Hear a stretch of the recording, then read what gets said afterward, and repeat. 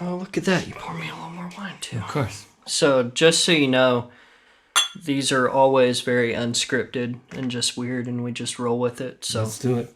it's not a traditional podcast where we come into it with any preconceived notions. We just kind of roll with things and see how it goes. Well, we've known each other under extraordinarily circumstances anyway, so...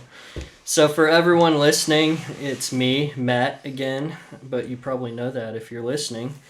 And with us today in the studio live, we have Dusty on the couch, as usual, and my good friend Ian. And this is going to be a really special one because Ian is actually who got me into recording, and so pretty much all my life choices can be blamed on this man because the reason I'm here today is because of this guy.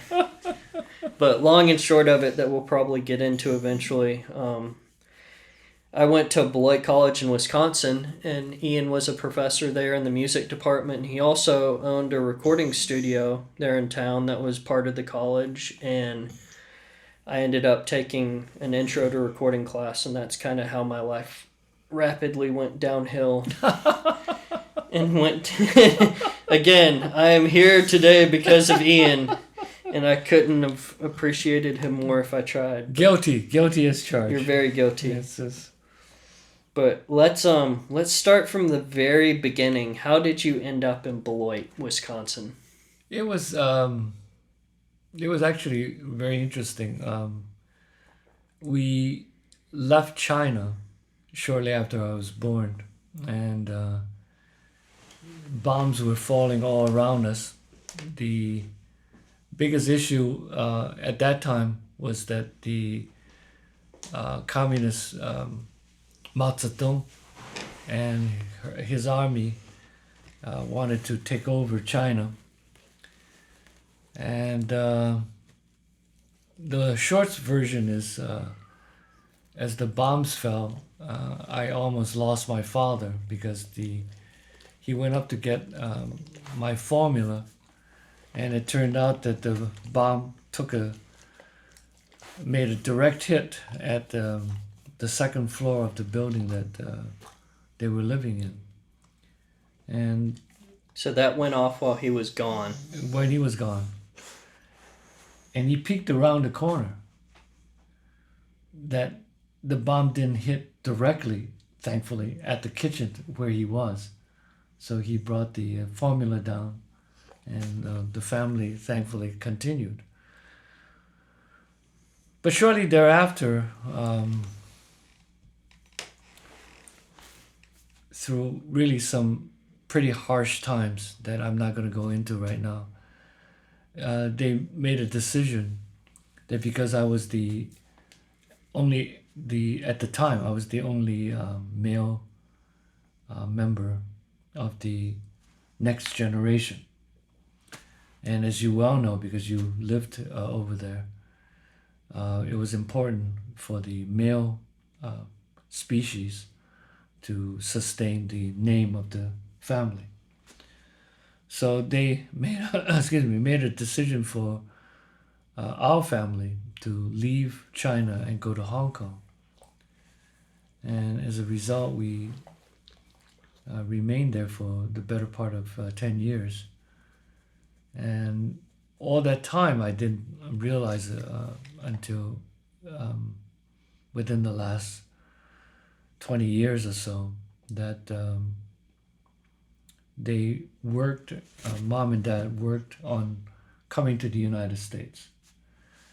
And something that I didn't also know until recently is we were able to come to the United States in 1959 because the Asian Exclusion Act was finally written off the books by U.S. Congress in 1956. Okay? And because Cutting of it a little closer. just a little bit close. And so in 57, we were allowed to make an application. 58, we were accepted. And in 1959, we actually made the sojourn from Hong Kong, and we island hopped. Such fun places like Okinawa, Fiji. Um, um, what is that famous island? Iwo Jima. We landed in Iwo Jima. Eventually to Hawaii. Was there anything in Iwo Jima at the time? The Did airport. they start to rebuild? That's just started to rebuild. Seriously rebuild. We were shown the famous mountain where the flag was raised, and none of us actually, young people, took that terribly seriously. I saw mom and dad's faces change, realizing where they were, but my sister, myself, and others, we were You just didn't know any better. It was just a hill. Yeah. And we landed in San Francisco eventually after Hawaii. The Hawaii story is kind of also interesting. We landed on May 31st in 1959. Now, for those of you that may not have remembered, May 31st, 1959 was the official day that Hawaii joined the Union. And so you island hopped to a brand new state. Exactly. You're a founding father. Who would have thought? So we landed there at Hickam Field, and we were isolated from the rest of the island for 8 hours because Richard M. Nixon arrived. And we were aliens, and so we were not and he allowed. wasn't a crook. And he was not a crook, that's right. And so the interesting thing was that I took umbrage as a young 11-year-old at not being able to run around. I mean, the soldiers were, on our case about leaving anywhere close to the immediate perimeter that they had set up for us. So the joke is... Did they have you physically fenced in or anything like that? Okay. No. Well, now depending on what you mean physical, because the soldiers physically refused to allow us. Okay. I mean, they were very nice about it. I'll be honest with you. But the interesting thing was, I joke with people that because of this particular trauma, and I put those in quotation marks, I became a Democrat immediately. So we ended up in San Francisco, and the reason we were in San Francisco is because father's cousin, we're actually from a very famous family. The Song sisters, in case you may or may not know, the sisters were famous because they married the heads of states. Chiang Kai-shek married one of the Song sisters. Okay. And Sun Yat-sen married the other Song sister. They did well. Just a little bit. They're going for the dynasty. And there's a picture of my father being the ring boy for Sun Yat-sen. Okay.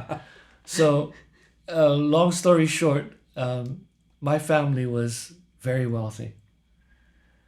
And I shouldn't say the family suffered a tremendous amount of hardship and angst during the initial communist takeover. But upon hindsight, I guess I'm very thankful in many ways that we lost the fortune. Because I somehow, after all these years, cannot even begin to imagine what I would have been like had I had money. I guess I'm very satisfied with, without being super religious about this. I'm very, very satisfied with what God had asked me to become. And so, this we ended up in Beloit because father found a job at the Beloit Corporation. And so we settled in Beloit, and I grew up in Beloit. always thinking that I will eventually leave Beloit and never come back. Okay. How'd that work out for you? Well, it's as you well know. That's essentially the Reader's Digest version of how I ended up in Beloit, Wisconsin. So what was the Beloit Corporation at the time? The corporation was, you and I had talked this afternoon about how things work out as far as plans are concerned, and again, without being super religious about any of this, there was a plan always, I think, that has guided at least my family anyway.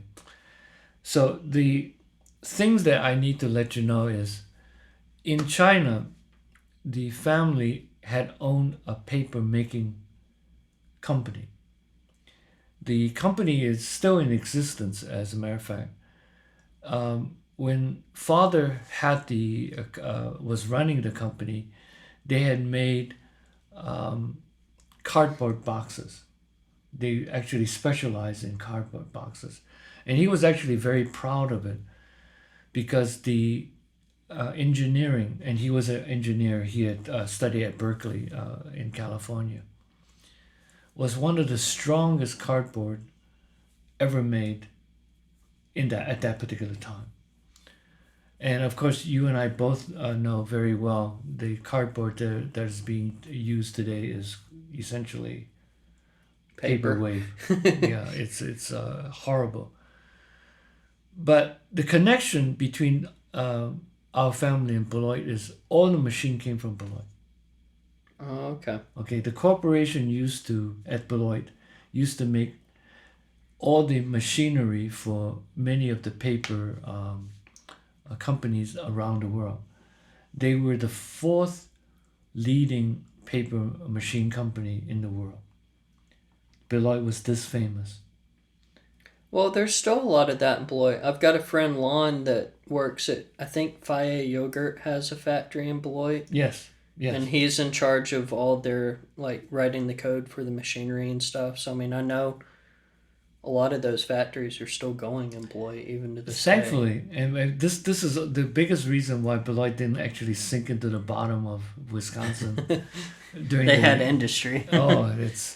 But the biggest industry was the corporation. And also the, I think you know this, Fairbank Morse. Oh, yeah.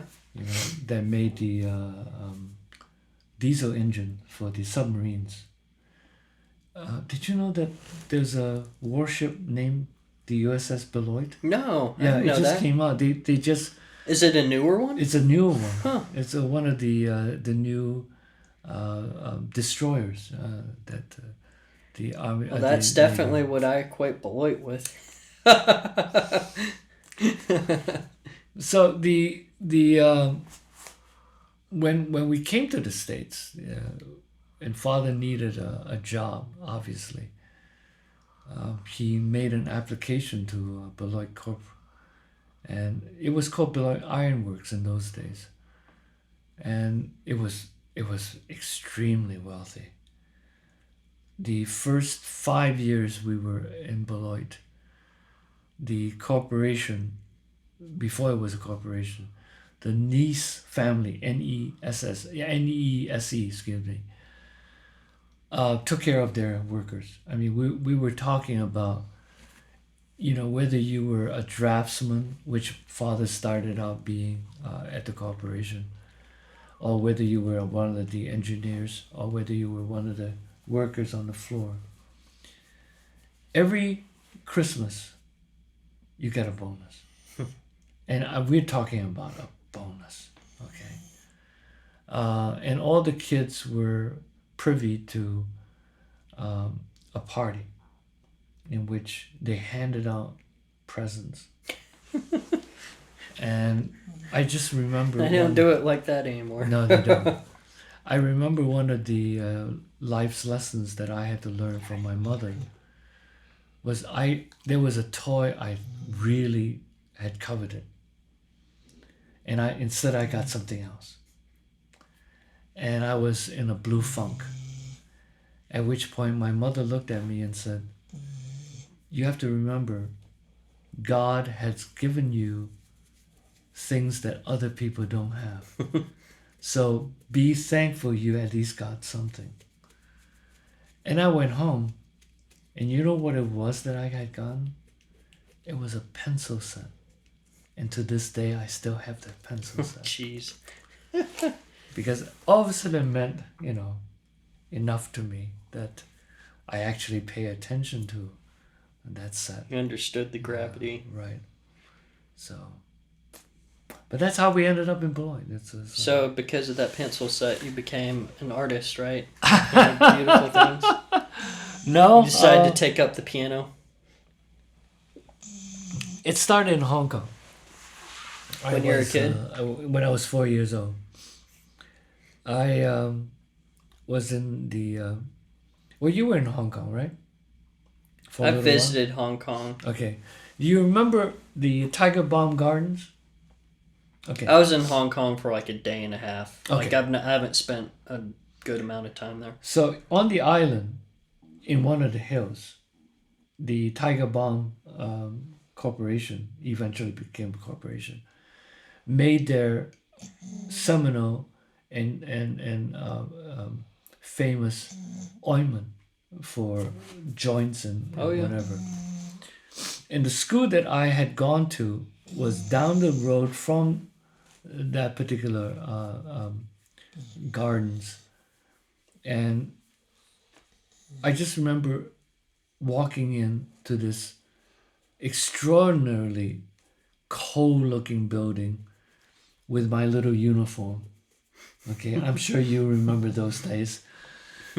And the teacher said, "Lao Xin San needs one more student to make up a piano class.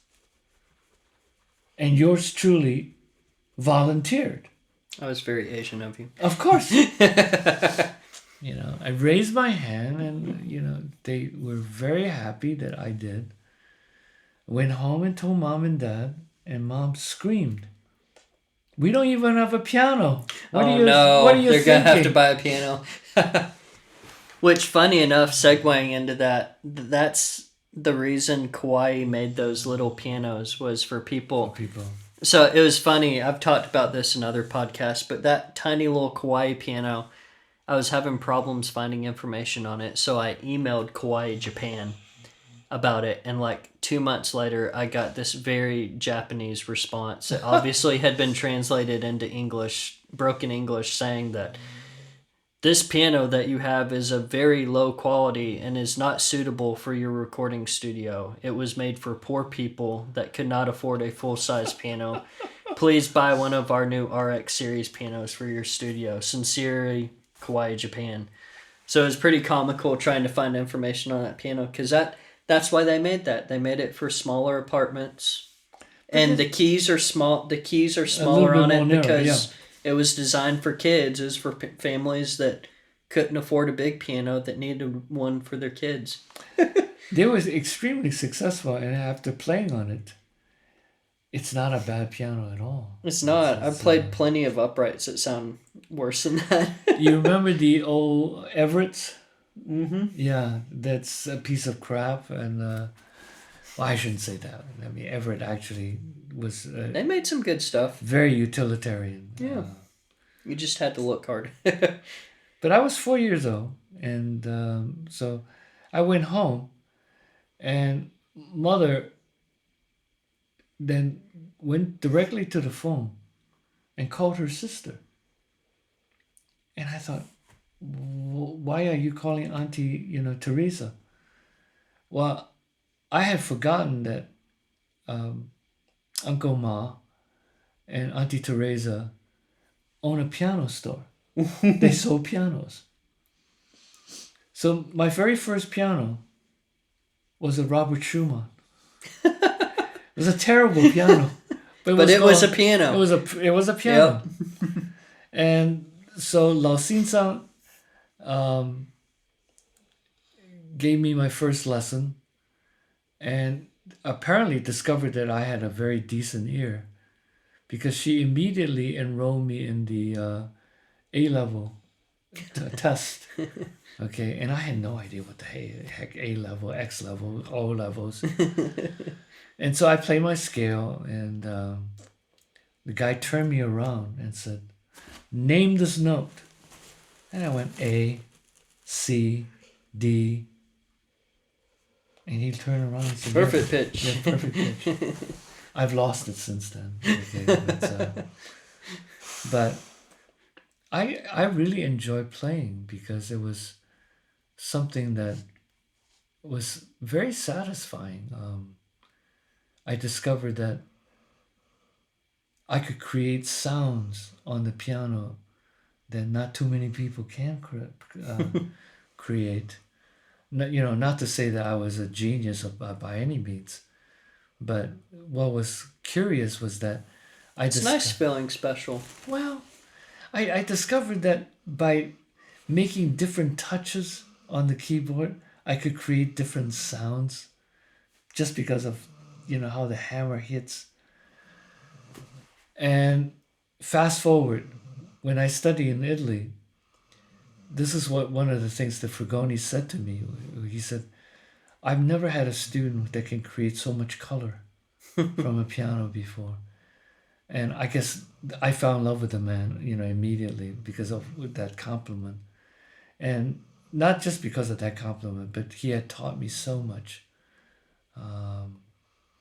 Everything that I'm able to relate in a history class or even in theory classes because of him, and to a point Renato that had to help me out. But then we entered myself into several contests that I never won. And you had mentioned at dinner or at lunch about being in contests and all that. It became so irrelevant to me, because so what if I win a contest if I do nothing else, afterwards? And as a result, when we finally came to this country, I was sick and tired of playing the piano. I was burnt out. I had done what I thought all that I wanted to do. So how old were you then? I was 11. Oh, okay. It's some pretty ambitious feelings for an 11-year-old. Yeah. So the my piano teacher, Henry De Bruni, really had a problem with me. I didn't practice. I wanted to play baseball. I wanted to play soccer. I wanted to play sports that I couldn't do at all. But I did win one contest, which was to be with... Bye, Dusty.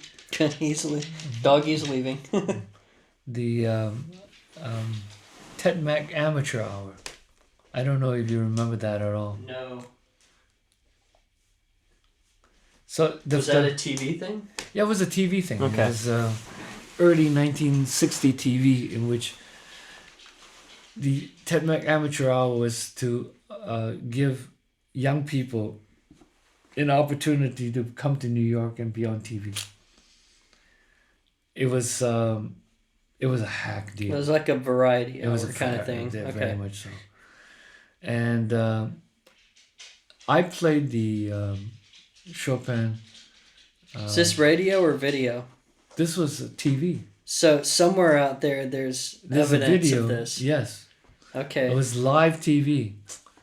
And I got beaten by a young woman, very good, a violinist playing Paganini. I played the Chopin E-flat waltz, the Grand Valse Brillante. And they told me I played it well, but, I was 13 years old and I could give it. The thing that Dan and I were actually very happy about was they were playing a live baseball game between the St. Louis Cardinals and the San Francisco Giants. That with whom I still have this great affection. So he and I were in the control booth watching the ball game. And I was supposed to go and play, eventually. But because I didn't win the Ted Mac amateur hour and I had gone to New York,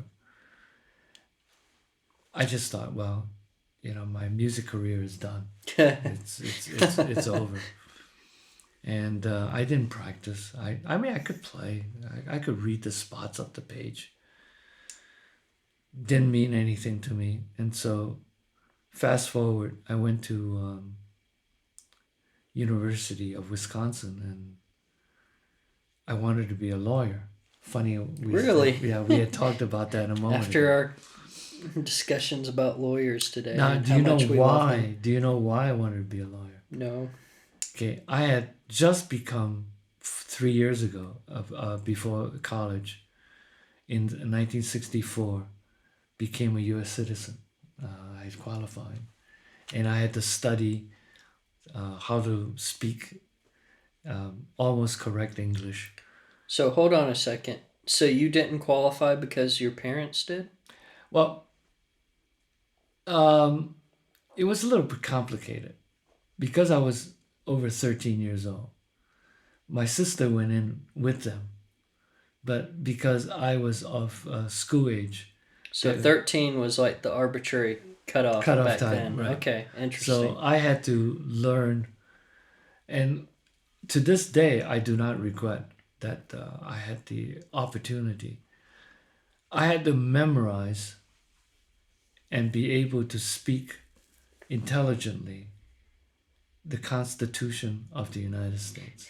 Yeah, you know that better than any other American in your generation range. Plus the Declaration of Independence. None of us naturally born U.S. citizens could do that. So I don't ever regret that. But I had read the Constitution, and I discovered I had ambitions, Matt. I wanted to be president of the United States. Fantastic. At which point I discovered I couldn't. Can we reignite those ambitions? No, because I was not born here in the United States. So I then made a decision to be very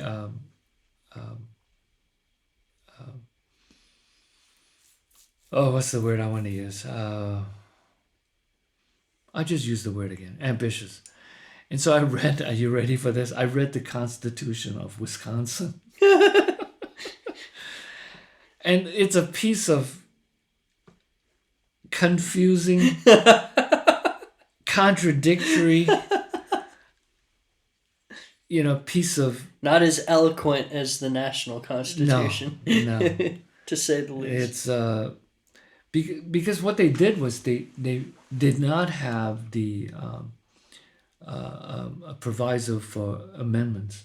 Was Wisconsin a state in around the Civil War? Were they a later one?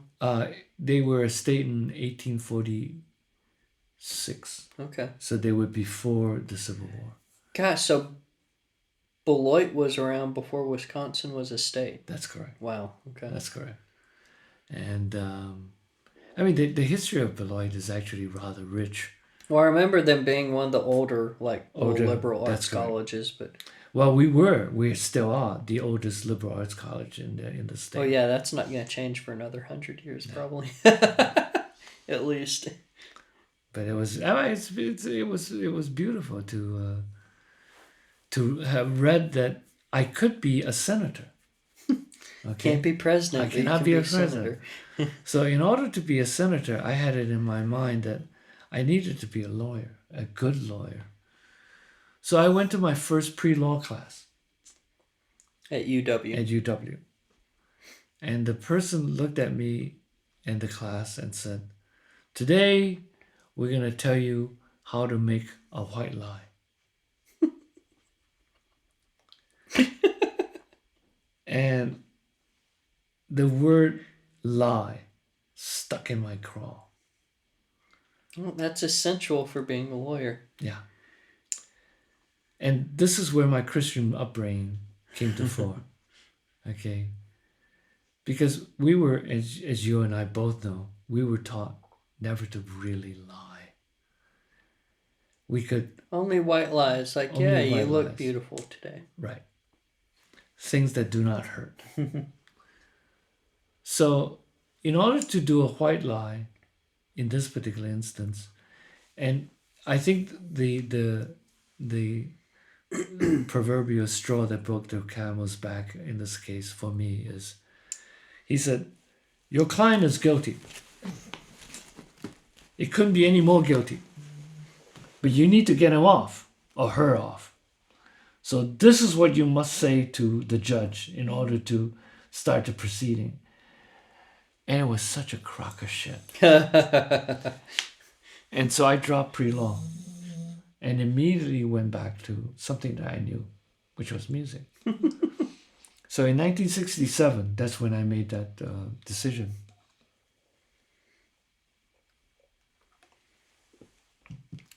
Almost as crazy as me in college. Maybe that's where I got it. Well, I mean, you were one of my best students, so it's just, so here's the somewhat short version to this is that from 67 until today, this is where I am. So I went to a woman named Tate Sanford Barrows from Georgia. Superb lady. She had one of the sweetest Georgian accents I've ever. She. Let's just say it this way: Jimmy Carter had nothing on her. And she told me that I was lazy. Okay, she out and out said, "You can play beautifully, but you're just very lazy."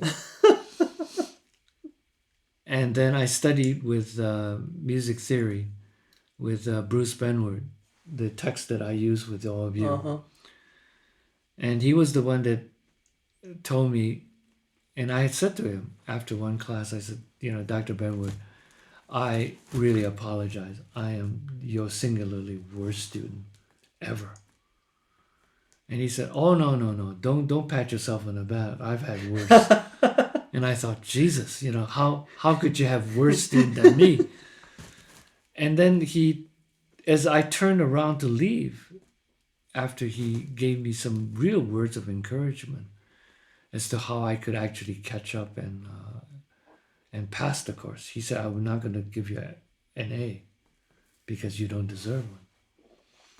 But at least I could give you a C if you catch up. So I was working on a C. And as I turned, he said, one more thing. He said, you're going to laugh right now, but you will eventually be the leading music theory teacher at a college. And inside of myself, I was laughing. Randomly prophetic. It was so prophetic. Then I studied music history with, good Lord, I can't remember his name right now offhand. But he ended up teaching at South Carolina at the Institute down there. But this was on... In 67. Yeah, okay. And I wasn't satisfied. I thought, this school is not named enough, not good enough. So that's when I transferred to North Texas, because it had a beautiful name as far as at least jazz and... It's not like that anymore, though, funny enough. University of Illinois, Northern Illinois University have taken over. Huh. That's because many of the really great teachers have either died or left the... it has become much more academically driven. We had talked about that. Yeah. So the performance aspect has somewhat been sidelined. So I went down there, and maybe I told you this already, but I was down there for 4 years. Hated every moment of it. Okay. Part of the biggest reason I hated every moment of it was because of me. Okay. I was just that bad of a student. Did not do what it is that I should have done. I always fell back on the unreality, but it was real at the time for me, that I had enough talent to just get by. And I was wrong. And you weren't okay with that. I was not okay with that. Yeah. So much of what had happened after that, I barely graduated. I never actually graduated with a music degree. My degree was Bachelor of Arts, not Bachelor of Music. I was Bachelor of Arts. We've never gone this. I've never heard you talk this in depth about your college education experience and all this, but it's hilarious how closely it mirrors mine. Which is ironic because you probably realized a lot of this when you were teaching me and dealing with me in college, but I had no idea. Well, it gave me. I didn't have the context in my mind that you had. It gave me reason to understand all of you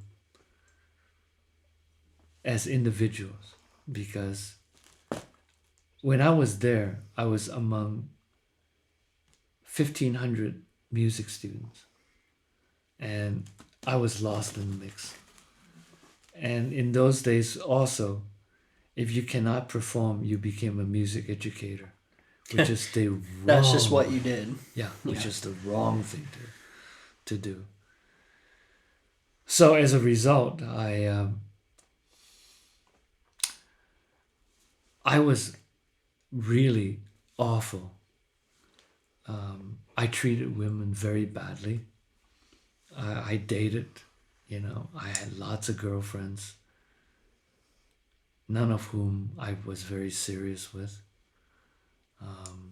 I knew I had hurt probably more young women in those 4 years than I should have ever.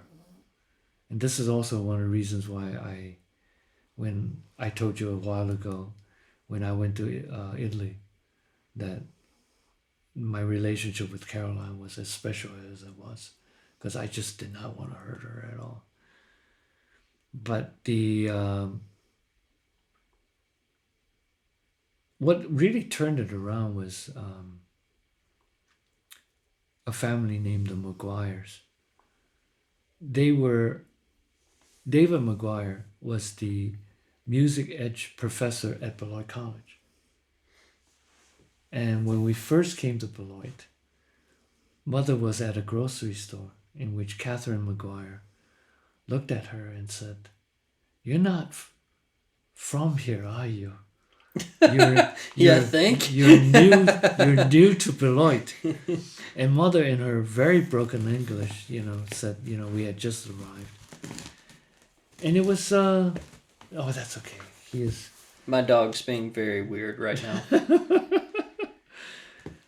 And we spent our first Thanksgiving at the Maguire's house. To this day, young Dave Maguire and I are still best of friends. Tim Maguire is a neurosurgeon in Houston. And Susan Maguire still lives in Denton, and she is one of the leading real estate agents there. But Dave Sr. saw what was happening to me. And that's also a period of time, it sort of comes back to things that you and I had talked about, in which I had stopped going to church altogether. Part of it was because I became very agnostic.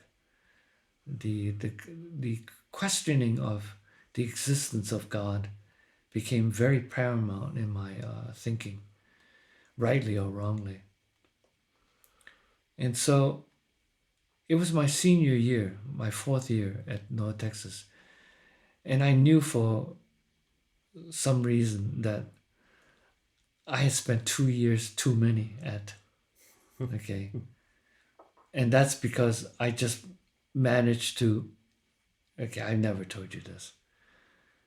Did you know I received 2 Fs in piano performance? No. Yes. Never. Yes. What? Yes, I received 2 Fs in piano performance. Oh, man. Yeah, no telling how 18-year-old college Matt would have taken that blow. And So it's okay that my GPA is 1.6 right now, Of course freshman it year, is. right? Of course it is. That's how 18-year-old Matt would have taken that. Well, I eventually graduated from North Texas with a 1.8. I never even made it to 2.0. Hey, Okay. C's get degrees. Yeah. That's what I was told my later college years. So it was funny because I went over to the McGuire's house, and they live on Oak Street. I still remember this beautiful house that they had recently sold because Father McGuire passed away 2 years ago. And they treated me like a son. I mean, I couldn't have remotely survived had they not taken such good care of me. So one Sunday morning, they said, well, we're going to church. I said, well, okay, I'll see you later. They said, no. I said, well, I'm not dressed. They said, it's fine. So we got to the church in downtown Denton. And they said, we're going to go in here into the sanctuary. You go to the second floor here, and we'll come up in a little while. So I went to the second floor, and there was a group of maybe 20 kids in this one room. And I was curious, I walked in. And they looked at me and they said, you must be Ian. And I thought, yeah. They said, you are our new Sunday school teacher. That was harsh. And Mother McGuire peeked her head in and said, have fun. And I looked at them. Throw you right in there. Right. And I looked at them and I thought, oh my God, I haven't read the Bible in years. What do I teach these young people? So I sat down with them, and I will always remember the very first session. I did not want to apologize because I knew immediately that they would take it wrongly, because they were not that much younger than me, but they were, still looking up at me as being the person that was supposed to help them in some way. I said, I'm here to learn from you. I'm here to learn from all of you that probably know the gospel much better than myself. But because I have lived a little bit longer, there are certain perspectives I can offer to you. And so let's get together and have some fun together and see where it happens. The day I left, they gave me a party. That was the day that I actually graduated and walked across the field house to get my degree. And many of the parents of these young people actually came to my graduation. I couldn't have been happier and more feeling of not only contentment but of satisfaction that the plan from that person up above was for me to actually have this particular experience, to move forward. that eventually translated to me being the choir director for a better part of 40 years. And then that was also the time where grandmother was not doing well in Hong Kong. This was in 1974 was actually quite a momentous year. I graduated from college. We went to Hong Kong to visit grandmother. We went through. My father met me in Los Angeles. I flew from Dallas to Los Angeles. We got on the plane, and immediately my father flirted with the airline stewardess. And I was devastated because she was beautiful. I wanted to flirt with her, but my father was much smoother and much more suave about all of this. But we landed in Hawaii, and we spent 5 days in Hawaii. I don't know why father did that. I think a lot had to do with the fact that I might have told you this, but I'll give you the short version. When the communists came, they essentially tortured my father because he was a landowner, to the point where on his deathbed, I finally discovered, and mother had told me, cigarette burns that were still visible on his body. And so from the time that I could remember, which was 4 years old, when I actually had the cognitive ability to take note of remembering things, plus I was playing the piano at the time. Until I was 18, I never saw my father sober. He was always, inebriated in some manner or form. To the point where father and mother almost divorced because mother just had it, couldn't handle. Not that father was abusive physically. He was just trying to cope with stuff. Correct. Yeah. And it required all of us to actually understand that, because we fought against him because we of course took mother's side of things because we thought he was being way too mean, not realizing, and this is probably the hardest lesson anybody, and including obviously myself, that when I see a person, I do not make a judgment call because I don't know. I don't know what they've been through. Exactly.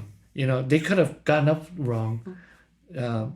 Their puppy dog could have been sick, and so they were not feeling well. So maybe the reason for the 5-day journey in 74 after I graduated was for him to actually give me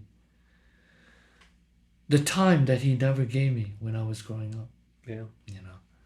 So not only was I appreciative of that, but as a 24-year-old man who just graduated because he took too long to graduate.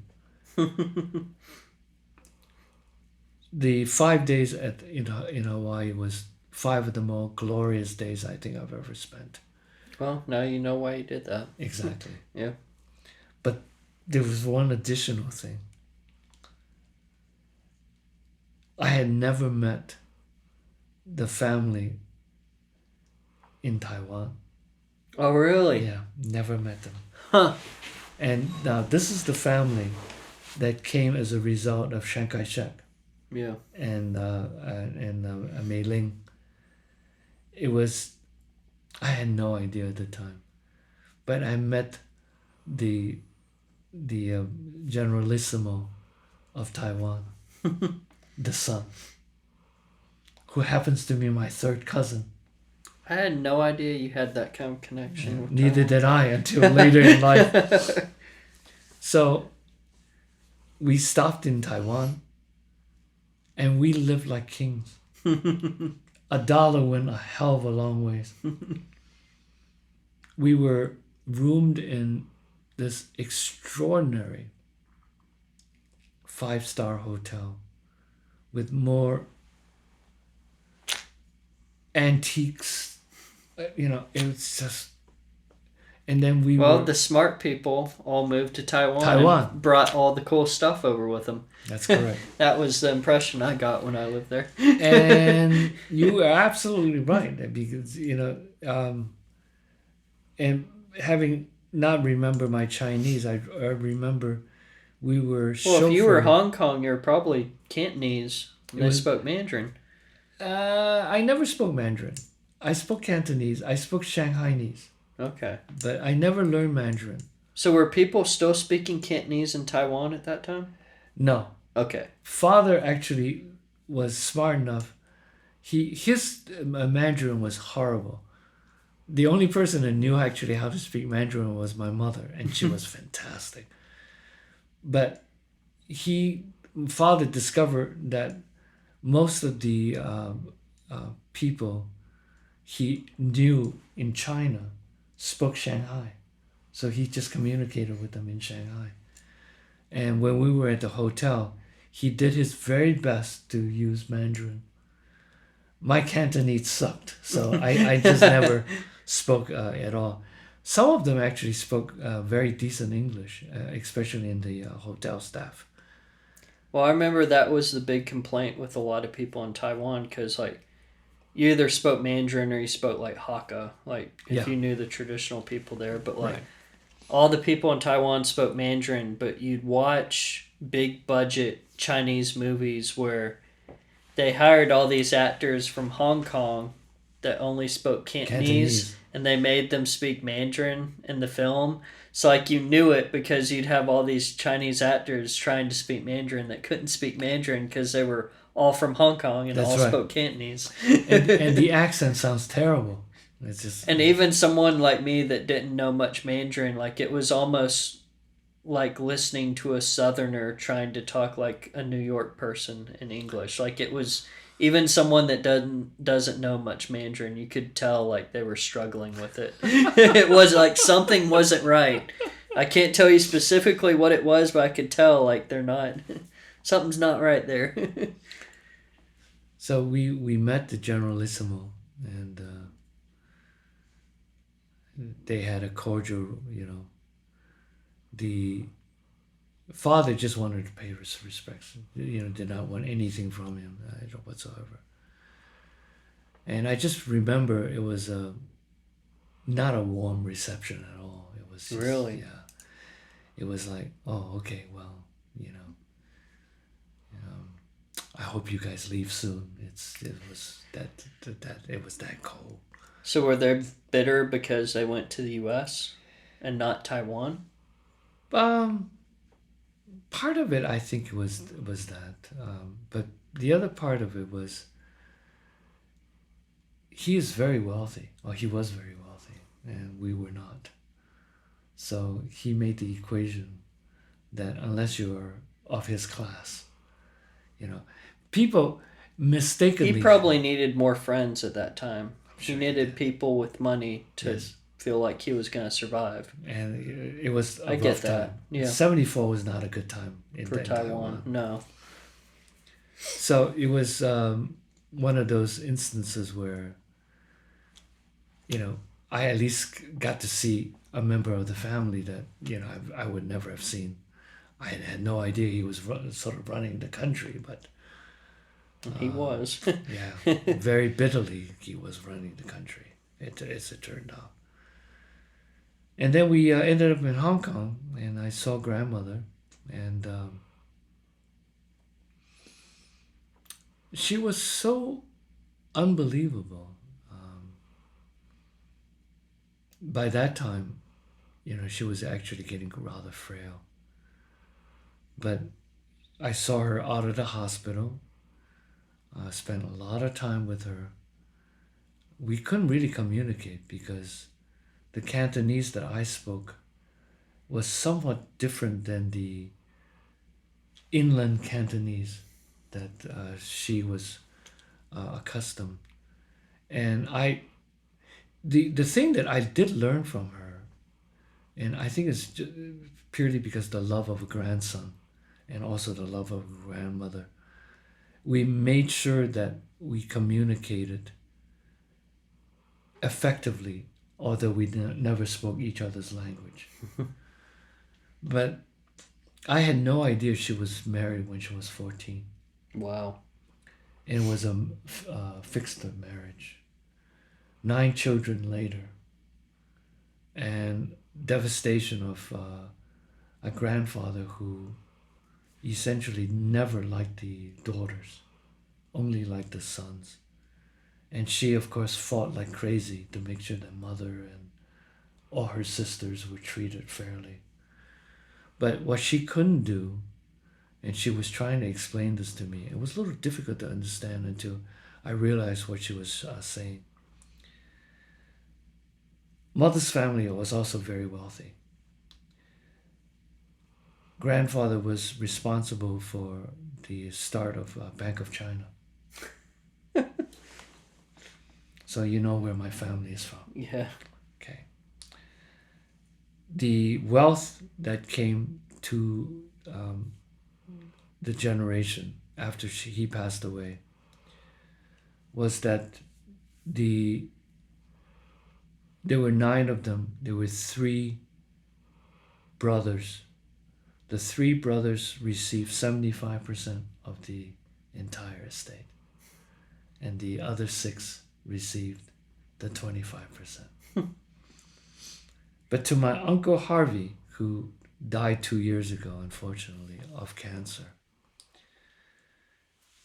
and he was the brilliant uncle that I had from Princeton. He was responsible for helping people like Armstrong and that to gain their engineering wherewithal to go to space. Harvey was sought after by the communist government to go back home to teach many of the university students. So a lot of engineers that have come out of China is because of my uncle. He was responsible for having a lot of them. But my second uncle, who remained in China, never made the decision like Uncle Wing. The Wing Scholarship that we have at Beloit College is from this uncle. Uncle Wing and Uncle Harvey looked at the sisters and said, "This is not fair. We cannot take such a huge amount." So they took their portion and divided into 6 more portions each and distributed to the sisters. And it was still plenty. I'll give you an example. Harvey has 3 children. The oldest is a millionaire living in Portland because he's in finance. Karen, the sweetest but also extraordinarily stubborn, had worked for Microsoft and Apple, and she and Stephen are also millionaires. And then Philip, my favorite young cousin, because I actually had to babysit him when he was a real baby, is a millionaire. Apparently it takes money to make money. Yes. That's what I hear. I don't know if that's true or not, because I've never had money. But well, you had money because your parents were able to at least help out. Yeah, that's true. So, it's the same here. I couldn't have purchased any of the equipment I had it not been for the fact that I knew that I didn't have to worry. So I had money by not having money. When Yiping visited me in Italy, she overspent. And so we had to wire home and say, please send enough money so that Ping can come home. This was in 1976. So you can tell when I give you the figure how much actually came over. $2,000 check came over. And father said, 1,200 of this is for you. 800 is for Yiping to come home. And Yiping and I looked at each other and said, why so much? We never thought mom and dad had this much. You inflate that by 7, and that's how much money was sent over to us. We never thought we had money. Yeah. Because when we were growing up, especially when we were in Hong Kong, we lived in the tenements. There was hardly any money to do anything. When we came to the United States, father had a loan of $5,000 in 1959. Wow. From that was like a house. That was a house. Yeah. Okay. Because his first job netted him $2,500 a year.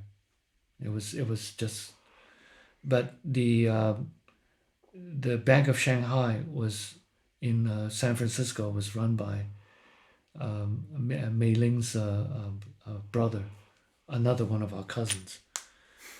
And so he floated the loan. And so we had no idea that the family actually had a little bit of money to spare, at least for cases like... Until the money started coming out of nowhere. Yeah, exactly. So it was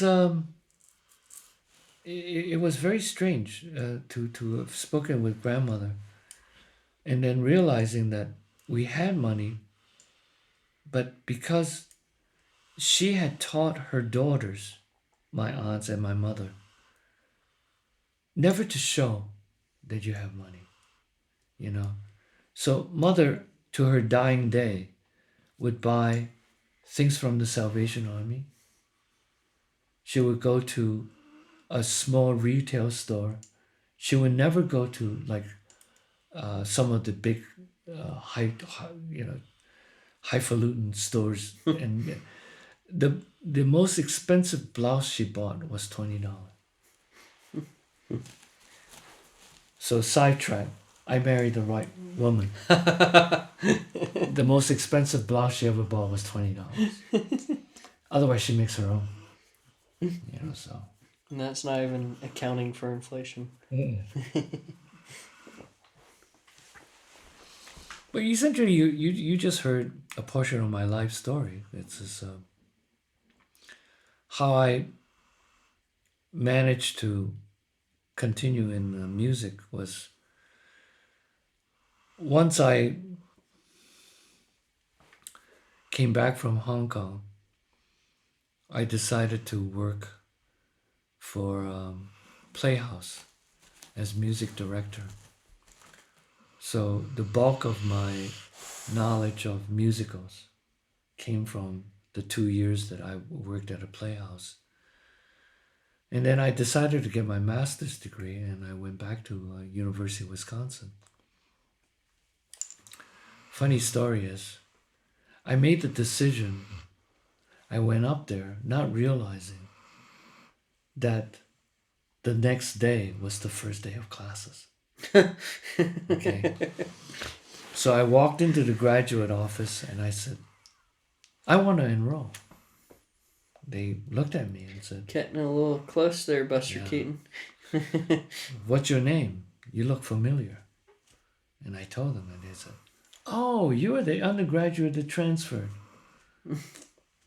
Yeah, you could be. Okay. And so I went to class the very first day, and then I met Emily. It was up there that I broke my leg playing softball. And, I came home and was taking lessons with Renato. And, but before that, when I went to Italy in 1974, because of Renato, I realized that everything that I had forgotten to learn when I was in college, I needed. So, yours truly learned Italian in a real hurry because I had to go to the library to figure out. I went to the Cherubini, the conservatory, to take remedial music theory, just so that I can actually understand what was happening. One of the docente said to me, "You have a very decent ear, and this is how you would train it. We don't have time for you, not like the ear training and the sight singing that I would teach at Beloit College." But he said you could do the same thing, and I had no idea that this actually worked quite beautifully. He said, when you sit down to study your score, sing it. And if you cannot actually go through even some of the harmony changes, then play it on the piano. Interesting. So that you can hear it. And then he said, now go see my my colleague. And this woman was one of the premier Tuscany music historians. And she said, well, I also don't have time for you, unfortunately, because of, all the different people that I have to take care of. But they did this as a courtesy call to me because I was studying with Frugoni and they were friends with Frugoni. So she said to me, okay, well, how much Italian do you read? And I said, well, serviceable. She said, well, go buy a dictionary. Go to Via Tornabuoni. Go to Ceccarini's and get a music dictionary, and then also go to the bookstore, which was next door, and get a dictionary. And so I did that. And she said, while you're in the library, do me a favor. Tell me what pieces you're playing right now. So I said, well, Debussy, Schubert, Beethoven, and Bach, and Brahms. And so she gave me the list of the 5 biographies I needed to read in Italian. So I had nothing else to do, right? Except to practice. And so I read those. And surprisingly, from the Italian perspective, some of the translations that I eventually read here in the United States are somewhat contradictory, which gave me a perspective of how the Europeans looked at themselves and how the Americans looked at the Europeans. So for an example, the Americans had a real problem, and maybe it's because of the sort of super religious concepts that we sometimes have, that Schubert, are you ready, died of syphilis. Yeah, I always thought that's what happened. Right. So the books took a very dim view of that. And I thought, who cares? It's a personal thing, The Italian just said, well, he liked women. So there be it. You like girls too? Huh? Oh, yeah. Dusty's a fan of the ladies. Okay. You silly boo-boo, you. Well, anyway, we can continue this the next time I come down. I only spoke for a little over an hour. That was pretty thorough. That's how these things work, hilarious enough. Yeah. But yeah, I came home. It's funny listening to you, how you struggled. Oh, I don't want to say struggled through college, but I did. You had your issues, and it's just, this is a lot of things I'm realizing now that, 18 and 19-year-old Matt didn't realize at the time when you're trying to help me. But I was, in a lot of ways, I was an immigrant too, because, I was born in America, but I'd never spent any time in America. Like, I never felt like I was in more of a foreign country ever in my life than when I moved to Beloit, Wisconsin, and had to go through college. And that was foreign. And that first, we talked about this earlier, but that first semester I think it was when I was starting my second semester at Beloit. It was still my freshman year. I came in and I begged you to let me into that intro to recording engineering class because the USA was such a culture shock, and I was having such a hard time that first semester. I think my GPA was like 1.6 or something. Like, I was having a rough time. So, like, more than anything, at the time, my mindset was I need some really easy credits that I know I'm going to ace. And, like, I played guitar and had tried to record myself a little bit at that time. So I was like, okay, intro to recording. I can probably ace this. I know what I was getting myself into at the time in retrospect, but it's more of those like moments of like, please, for the love of God, let me into your class so like I can bump my GPA up just a little bit. And I don't know why you let me into that class, but you did for some reason. I think I saw. Because it was full at the time. You weren't Yeah. accepting any more students. It said that in the syllabus for the class stuff. And I read that and I was like, I don't care. I'm going to go talk to this guy and see if I can con him into letting me into this class. I think subconsciously I saw maybe quite a bit of you in me and you. It's just funny listening to all this. Like, there really is a lot of overlap. Like, even after that semester, like, I had to take a victory lap in college and do a whole extra semester. And then on top of that, after I thought I'd graduated, it turned out I was a quarter of a credit short. So I had to come back, which is a whole nother conversation. But man, it was a struggle. I spent all of college almost flunking out every semester because I was spending way too much time in the recording studio. Well, you found your place. I mean, it's just. I think the reason you and I got along so well is because you are very pliable. You're able to capture a concept quicker than any student up to that particular point that I've ever had the pleasure of encountering. Because I cared about it. Well, this is it. You had said, and I think when Jim Cogan mentioned, actually he had very much you in mind. He said, looking at you, and we were talking about you one day over a glass of wine. He said, amongst all your students, there's one student, Matt, that has a fire in his belly as far as recording is concerned. He said, I did not see that in Dylan. I did not see that in other students. He said, if any of the students that you will have that will succeed in this particular business is Matt.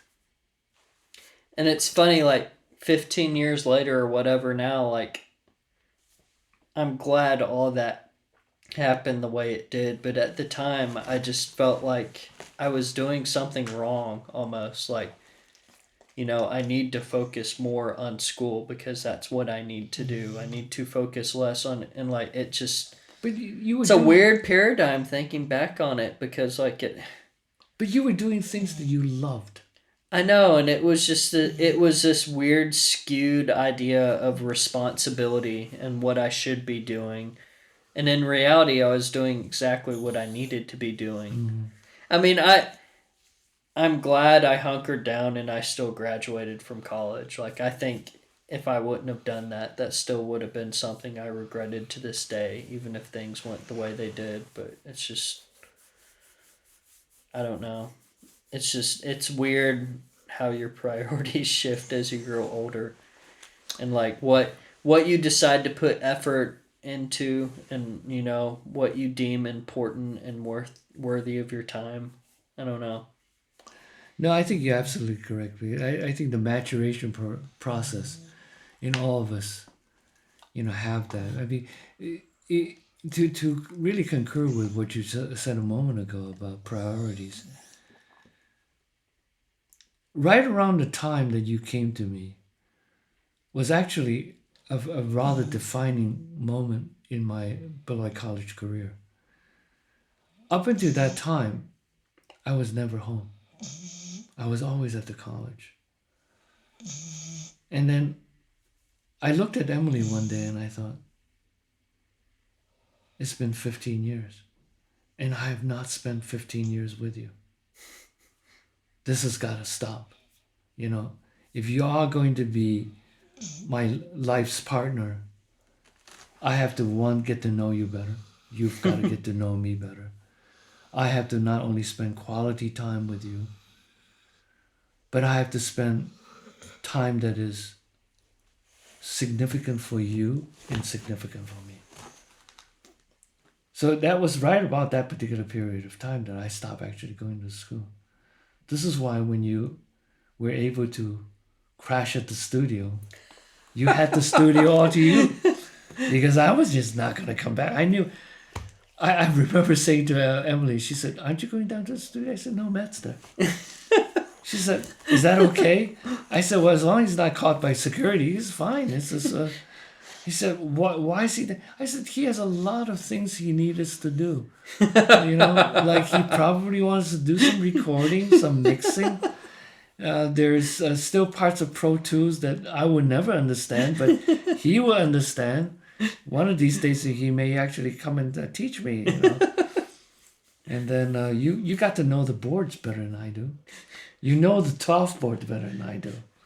You still know the 12 board better than I do. Well, it was very yin and yang with you and me because, like, I had the idea that I needed to be a lot more technical about things, and you had the idea that we needed to approach this whole recording thing a lot more practically.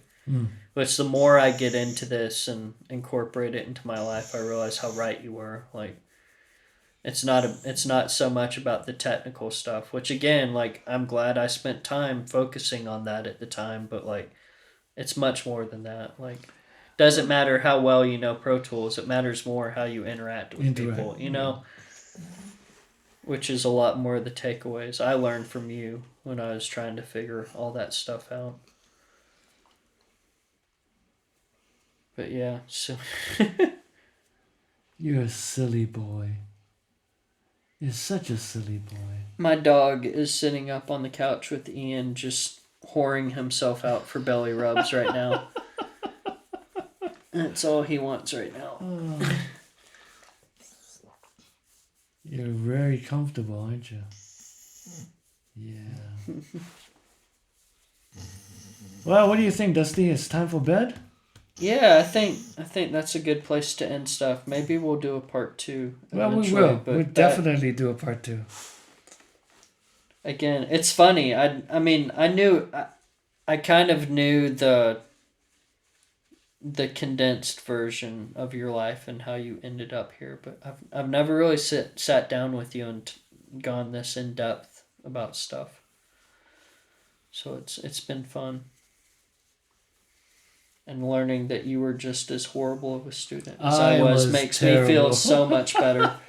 We're like kindred spirits in that regard. Yes. It's a miracle either of us made it through the educational system alive.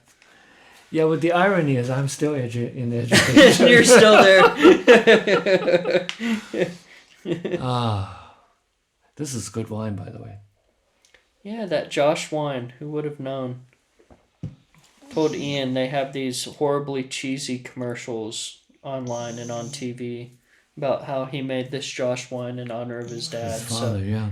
Usually when you see stuff like that, you think it's just this overly marketed, overly hyped piece of crap, and like it's good. I don't drink wine very often because I don't like it, but this is good. I enjoy the Josh line. They make a couple of different ones. But I'm gonna have to see if I can find that at home.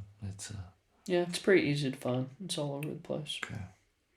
But yeah, thanks for sticking with us. Thanks for listening to us ramble on. But we're gonna sign off.